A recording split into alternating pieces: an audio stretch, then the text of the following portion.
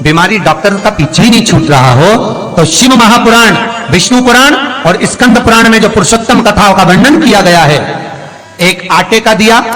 उसमें 4 बत्ती, आटे के दिए में 4 बत्ती रखें, तिल्ली का तेल डाल लें, थोड़ा सा उसमें सरसों का तेल डालें। महाराज घर के बाहर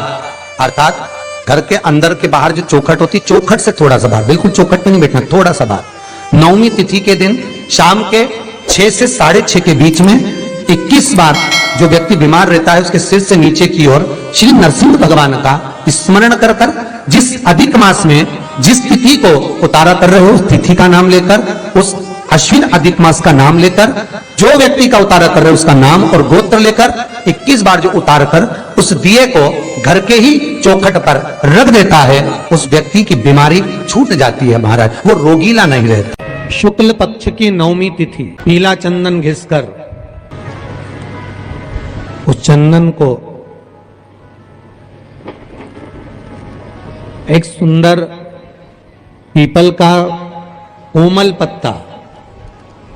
कोमल पत्ता मतलब एकदम, एक तो पीपल का होता है कड़ला पत्ता, एकदम कड़क हो जाता है, और एकदम होता है कोमल पत्ता।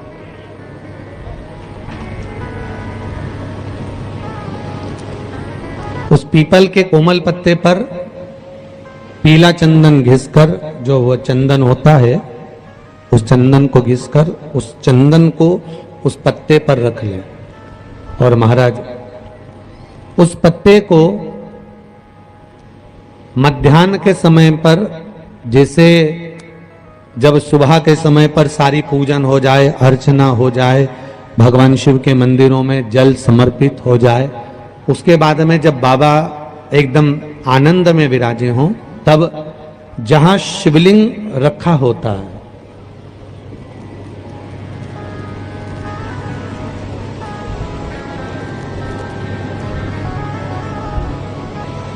जैसे ये शिवलिंग है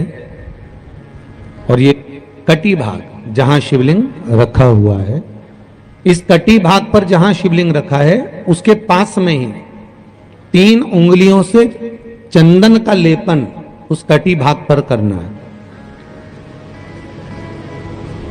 जो उंगलियां लगी रहेगी उसी को अशोक सुंदरी वाली जगह पर स्पर्श करना है, और अशोक सुंदरी वाली जगह पर स्पर्श कर कर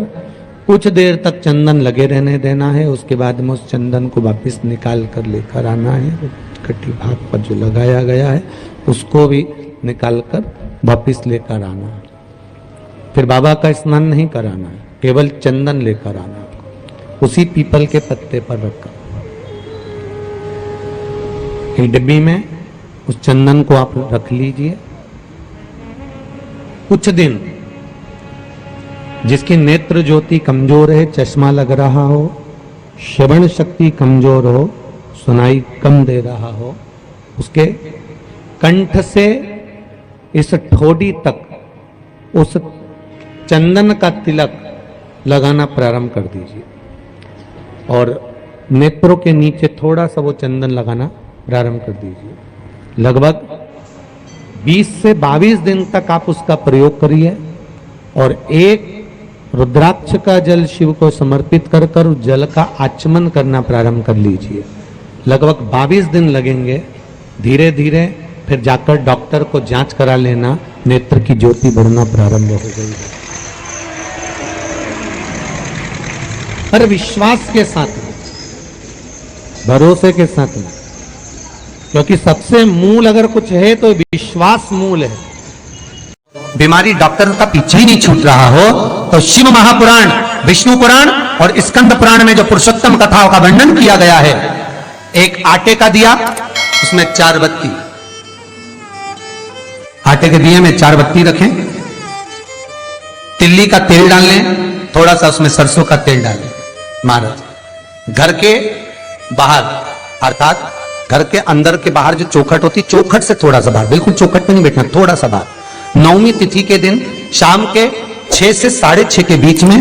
21 बार जो व्यक्ति बीमार रहता है उसके सिर से नीचे की ओर श्री नरसिंह भगवान का स्मरण कर कर, जिस अधिक मास में जिस तिथि को उतारा कर रहे हो उस तिथि का नाम लेकर, उस अश्विन अधिक मास का नाम लेकर जो व्यक्ति का उतारा कर रहे उसका नाम और गोत्र लेकर 21 बार जो उतार कर उस दिए को घर के ही चौखट पर रख देता है, उस व्यक्ति की बीमारी छूट जाती है महाराज, वो रोगीला नहीं रहता। आपका कोई काम उलझ रहा है, आपका कोई काम ऐसा है जो बहुत दिन से उलझा हुआ है, चाहे वो कोर्ट कचहरी का हो, चाहे वो किसी से जुड़ा हुआ हो, और वो नहीं हो रहा,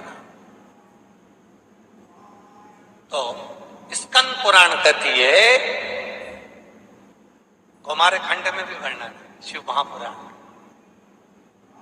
कि किसी भी नवमी को आप आंवले के पेड़ के नीचे घी का दिया लगाकर मौली मतलब हाथ में जो नाड़ा बांधते हैं, लच्छा, मौली, लच्छा, नाड़ा, हाथ में बांधने वाला पूजन वाला धागा लाल, घी का दिया लगाकर 5 परिक्रमा आंवले के वृक्ष की कर लीजिए, और परिक्रमा कर धागे को वहीं पर छोड़कर थोड़ा सा धागा और अलग से लेकर किसी टहनी पर उसको कामना कर बांध दीजिए। महाराज 10वीं तिथि को, 9वीं को तो ये करोगे, 10वीं को वापिस जाकर आंवले के पेड़ के नीचे घी का दिया लगाइए, और जो धागे की आपने टहनी पर जो धागा बांधा है उसको खोल कर ले आइए, अपने हाथ पर बांधकर उसी धागे को पहनकर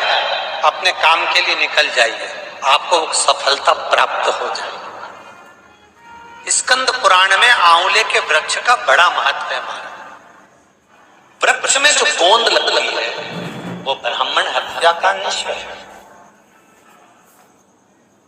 पृथ्वी पर जो वृक्ष लगते हैं और वृक्ष में जो गोंद लगती है वो ब्राह्मण हत्या का अंश है। बंजर भूमि ब्राह्मण हत्या का अंश है। इसलिए हमारे यहाँ शास्त्र कहता है, तुम्हारे बहू का अगर जापा होए, बहू की डिलीवरी होए, बहू को संतान होए, तो खूब घी में गोंद तल तल कर खिलाओ। पर जन्माष्टमी, रामनवमी पर भगवान का प्रसाद तैयार करो तो उसमें गोंद मत डालना, क्योंकि उसमें ब्राह्मण हत्या का अंश रहता है। भगवान के प्रसाद में गोंद नहीं आना चाहिए। हर हर महादेव। श्री शिवाय नमस्तुभ्यं। मेरे चैनल को सब्सक्राइब करें और बेल। आपका कोई काम उलझ रहा है, आपका कोई काम ऐसा है जो बहुत दिन से उलझा हुआ है, चाहे वो कोर्ट कचहरी का हो, चाहे वो किसी से जुड़ा हुआ हो, और वो नहीं हो रहा, तो स्कंद पुराण कहती है, हमारे खंड में भी वर्णन है शिव महापुराण, कि किसी भी नवमी को आप आंवले के पेड़ के नीचे घी का दिया लगाकर मौली मतलब हाथ में जो नाड़ा बांधते हैं, लच्छा, मौली, लच्छा, नाड़ा, हाथ में बांधने वाला पूजन वाला धागा लाल, घी का दिया लगाकर 5 परिक्रमा आंवले के वृक्ष की कर लीजिए, और परिक्रमा कर धागे को वहीं पर छोड़कर थोड़ा सा धागा और अलग से लेकर किसी टहनी पर उसको कामना कर बांध दीजिए। महाराज 10वीं तिथि को, 9वीं को तो ये करोगे, 10वीं को वापिस जाकर आंवले के पेड़ के नीचे घी का दिया लगाइए, और जो धागे की आपने टहनी पर जो धागा बांधा है उसको खोल कर ले आइए, अपने हाथ पर बांधकर उसी धागे को पहनकर अपने काम के लिए निकल जाइए, आपको सफलता प्राप्त हो जाएगी। स्कंद पुराण में आंवले के वृक्ष का बड़ा महत्व है महाराज। वृक्ष में जो गोंद लगती है वो ब्राह्मण हत्या का निश्चय है। पृथ्वी पर जो वृक्ष लगते हैं और वृक्ष में जो गोंद लगती है वो ब्राह्मण हत्या का अंश है। बंजर भूमि ब्राह्मण हत्या का अंश है। इसलिए हमारे यहाँ शास्त्र कहता है, तुम्हारे बहू का अगर जापा होए, बहू की डिलीवरी होए, बहू को संतान होए तो खूब घी में गोंद तल तल कर खिलाओ। पर जन्माष्टमी रामनवमी पर भगवान का प्रसाद तैयार करो तो उसमें गोंद मत डालना, क्योंकि उसमें ब्राह्मण हत्या का अंश रहता है। भगवान के प्रसाद में गोंद नहीं आना चाहिए। हर हर महादेव। श्री शिवाय नमस्तुभ्यं। मेरे चैनल को सब्सक्राइब करें और बेल बीमारी डॉक्टर का पीछे ही नहीं छूट रहा हो तो शिव महापुराण, विष्णु पुराण और स्कंद पुराण में जो पुरुषोत्तम कथाओं का वर्णन किया गया है, एक आटे का दिया, उसमें 4 बत्ती, आटे के दिए में 4 बत्ती रखें, तिल्ली का तेल डाल लें, थोड़ा सा उसमें सरसों का तेल डालें। महाराज घर के बाहर अर्थात घर के अंदर के बाहर जो चौखट होती, चौखट से थोड़ा सा बाहर, बिल्कुल चौखट पे नहीं बैठना, थोड़ा सा बाहर, नवमी तिथि के दिन शाम के 6 से 6:30 के बीच में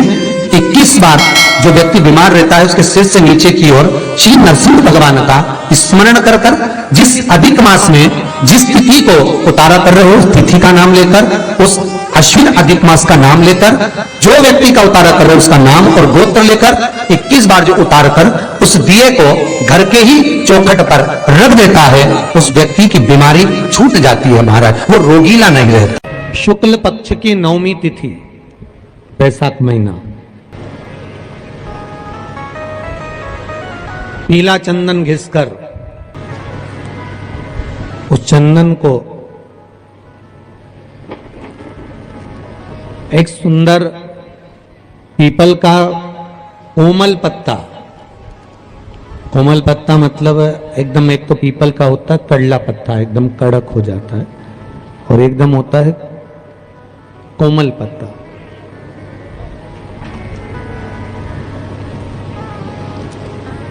उस पीपल के कोमल पत्ते पर पीला चंदन घिसकर, जो वह चंदन होता है, उस चंदन को घिसकर उस चंदन को उस पत्ते पर रख ले। और महाराज उस पत्ते को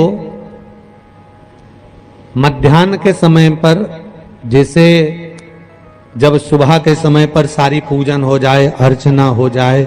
भगवान शिव के मंदिरों में जल समर्पित हो जाए, उसके बाद में जब बाबा एकदम आनंद में विराजे हों,